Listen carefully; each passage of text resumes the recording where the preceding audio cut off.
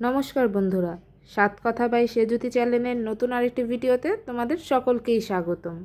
আজ আমি তোমাদের মাঝে নিয়ে এসেছি মাছের একটি দুর্দান্ত রেসিপি, আর সেটা হলো কাতল মাছের কালিয়া।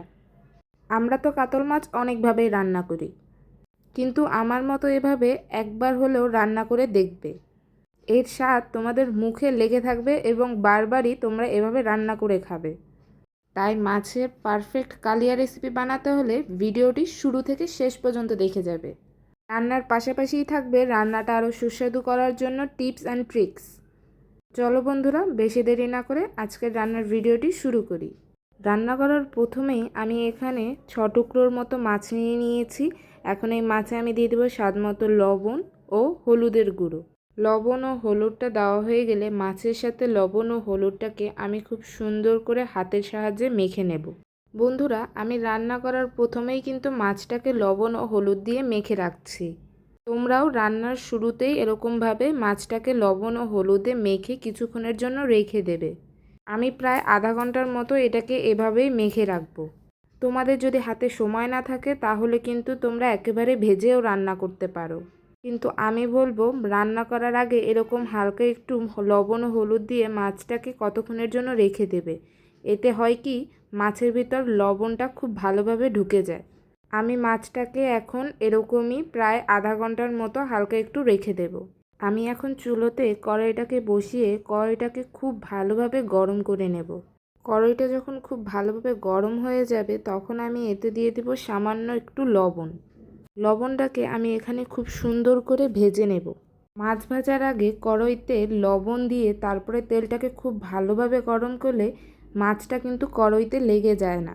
আমি তো মাছ না লেগে যাওয়ার জন্য এই ট্রিক্সটা ব্যবহার করি। অনেকে মাছ ভাজার আগে তেলে আগে কয়েকটা শুকনো মরিচ ভেজে নেয়, এতেও নাকি মাছটা কড়াইতে লেগে যায় না। আমি তো এই লবণ দেওয়ার ট্রিক্সটাই ফলো করি। তোমরা কারা কারা কোন ট্রিক্সটা ফলো করো সেটা কিন্তু আমাকে কমেন্টের মাধ্যমে জানাবে।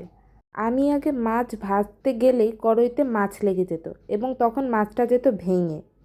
তখন আমি মাছ ভেঙে যাওয়ার ভয়ে মাছই ভাজতে যেতাম না। তখন আমাকে আমার মা এই লবণের এই ট্রিক্সটা শিখিয়ে দিয়েছিল। পর থেকে আমি মাছ ভেঙে যাওয়ার প্রবলেমটা ফেস করিনি। আমার মতো তোমরাও কারা কারা এই মাছ ভাঙার প্রবলেমটা ফেস করেছো সেটা আমাকে জানাবে, আর আমার এই ট্রিক্সটা ফলো করবে। বন্ধুরা দেখো, লবণটা আমি ভালোভাবে ভেজে নিয়েছি। এখন এতে আমি দিয়ে দিব সাদা তেল।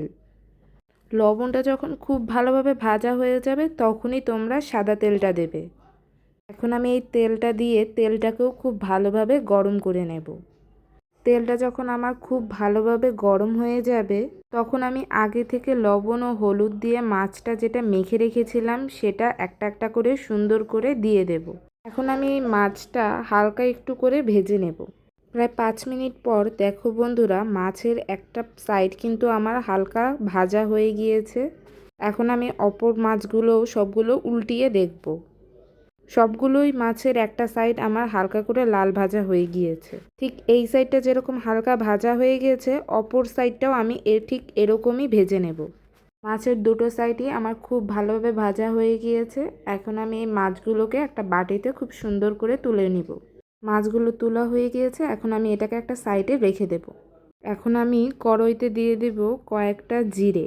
জিরেটা যখন খুব ভালোভাবে পুড়ে যাবে তখন আমি এতে দিয়ে দেব কয়েকটা তেজপাতা। তেজপাতা দেওয়ার পর আমি এখানে দিয়ে দেব পেঁয়াজ বাটা। আমি এখানে প্রায় 3 চামচের মতো পেঁয়াজ বাটাটা ব্যবহার করেছি। পেঁয়াজ বাটাটা দেওয়া হয়ে গেলে পেঁয়াজটাকে আমি খুব সুন্দর করে ভেজে নেব। এতে পেঁয়াজের যে কাঁচা গন্ধটা আছে সেটা কিন্তু চলে যাবে।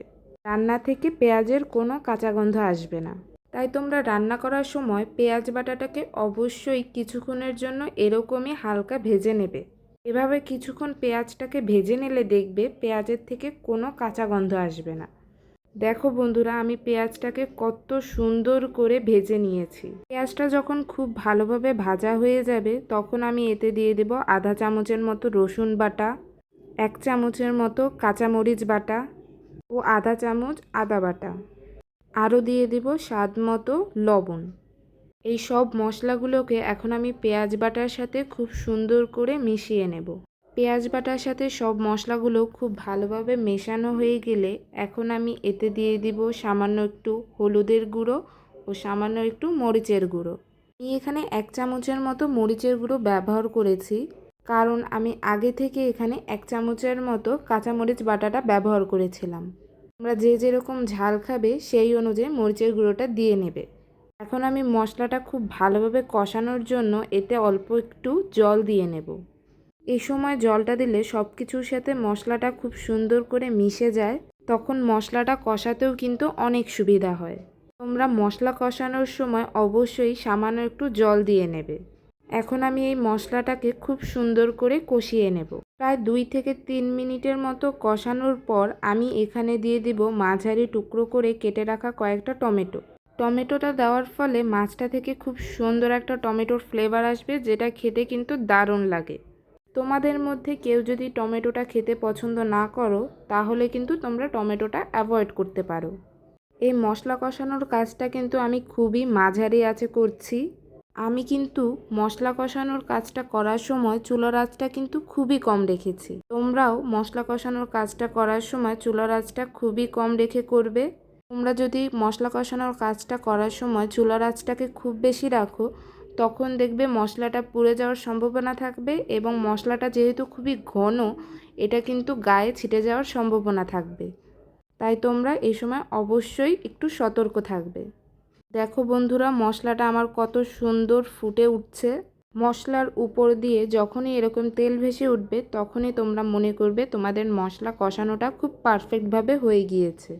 দেখো বন্ধুরা, মশলাটাও আমার খুব সুন্দরভাবে কষানো হয়ে গিয়েছে, এবং তার পাশাপাশি কিন্তু টমেটোটাও খুব সুন্দরভাবে গলে গিয়েছে। এখন আমি এতে দিয়ে দেব সামান্য একটু টক দই। তার সাথে সাথে দিয়ে দেব কাজু বাদাম ও পোস্তদানা একসাথে বাটা। এখন আমি এগুলোকে মশলার সাথে খুব সুন্দর করে মিশিয়ে নেব। বন্ধুরা, আমি টক দইটা ব্যবহার করার আগে টক দইটাকে আলাদা বাটিতে খুব সুন্দর করে আলাদাভাবে ফাটিয়ে নিয়েছিলাম। টক দইটা ব্যবহার করার আগে এটাকে হালকা একটু ফাটিয়ে নিলে এটা মশলার সাথে খুব সুন্দর করে মিশে যায়। আর টক দইটাকে সরাসরি ব্যবহার করলে এটা খুব সহজে মশলার সাথে মিশে যেতে চায় না।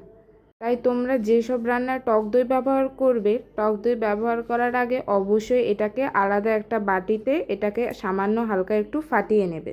আমি প্রায় 5 থেকে 6 মিনিটের মতো মশলাটাকে খুব সুন্দর করে কষিয়ে নিয়েছি। মশলাটা আমার খুব ভালোভাবে কষানো হয়ে গিয়েছে। এখন আমি এতে ভেজে রাখা মাছগুলোকে একটা একটা করে খুব সুন্দর করে সাজিয়ে দিয়ে দেব। মাছগুলো মশলায় দেওয়া হয়ে গেলে মাছগুলোকে আমি হালকা একটু উল্টে দেব। এতে করে মশলার দুইও সাইডে ঝোলটা কিন্তু খুব সুন্দর করে মিশে যাবে, এবং ঝোলের মশলাটা মাছের সাথে কিন্তু খুব সুন্দর করে ঢুকবে। তাই তোমরা ঝোলে মশলাটা দেওয়ার পর মাছটাকে সামান্য একটু উল্টে দেবে। মাছটায় কোনো রকম নাড়া না দিয়ে আমি এটাকে 5 মিনিটের মতো হালকা একটু ফুটিয়ে নিয়েছি। এখন আমি এতে দিয়ে দেব সামান্য একটু জল। আমি এখানে 1 মগের মতো জলটা ব্যবহার করে নিয়েছি। আমি মাছের ঝোলটা কিন্তু খুবই মাখো মাখো রাখবো।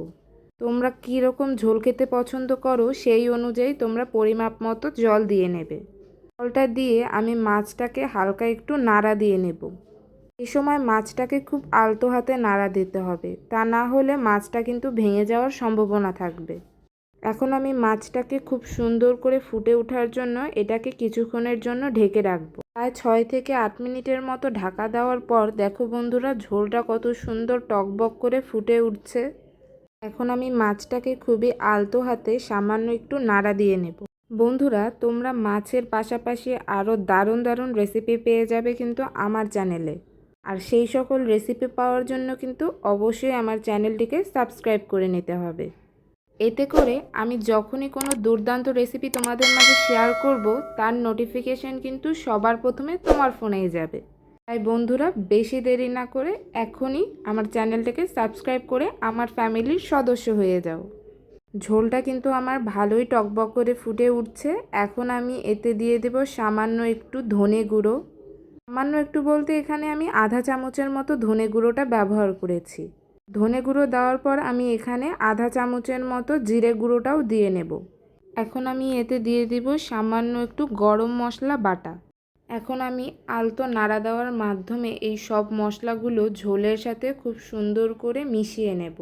এই কাজটা কিন্তু খুবই সাবধানতার সাথে করতে হবে, কারণ এই সময় রান্নাটা কিন্তু হয়ে গিয়েছে, তাই জোরে নাড়া দেওয়ার ফলে কিন্তু মাছগুলো ভেঙে যাওয়ার চান্স খুবই বেশি। মশলাগুলো মাছের সাথে খুব সুন্দর করে মেশানোর পর আমি আরও 2 মিনিটের মতো হালকা একটু রান্না করে নেব। বন্ধুরা, আরও 2 মিনিটের মতো রান্না করার পর আমার রান্নাটা হয়েই গিয়েছে। এখন এটাকে আমি নামিয়ে ফেলব। মাছটাকে নামিয়ে আমি খুব সুন্দরভাবে প্লেটে তুলে নিয়েছি। আজকের এই মাছের রেসিপিটা তোমাদের কেমন লাগলো তা কিন্তু আমাকে অবশ্যই জানাবে। আর সম্ভব হলে এভাবে একবার হলেও রান্না করে খাবে। এভাবে রান্না করে তোমরা পোলাওর সাথে কিংবা গরম গরম ভাতের সাথে একবার হলেও ট্রাই করবে, দেখবে এর স্বাদ কিন্তু দুর্দান্ত। আজকের এই রান্নার ভিডিওটি তোমাদের যদি ভালো লেগে থাকে তাহলে রান্নার ভিডিওটিকে অবশ্যই একটি লাইক করে দেবে। আর এরকমই দুর্দান্ত রেসিপি পাওয়ার জন্য কিন্তু আমার চ্যানেলটিকে সাবস্ক্রাইব করতে ভুলে যাবে না। তোমরা তাড়াতাড়ি আমার চ্যানেলটিকে সাবস্ক্রাইব করে আমার ফ্যামিলির সদস্য হয়ে যাও। আর যারা যারা আমার চ্যানেলটিকে সাবস্ক্রাইব করে আমার ফ্যামিলির সদস্য হয়ে গিয়েছো তাদেরকে জানাই অসংখ্য ধন্যবাদ। তোমরা এভাবেই আমার পাশে থেকে আমাকে উৎসাহ দিয়ে যাও।